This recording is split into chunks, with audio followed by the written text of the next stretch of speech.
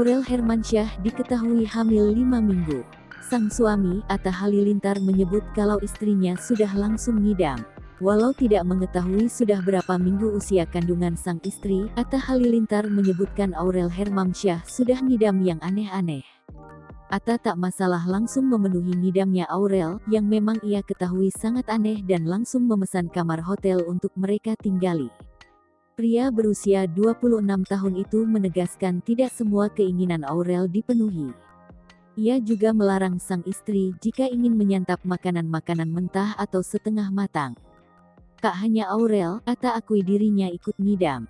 Ia mengatakan sebelum istri umumkan kehamilan sampai sekarang, ia jadi rajin membeli mainan anak-anak sampai banyak.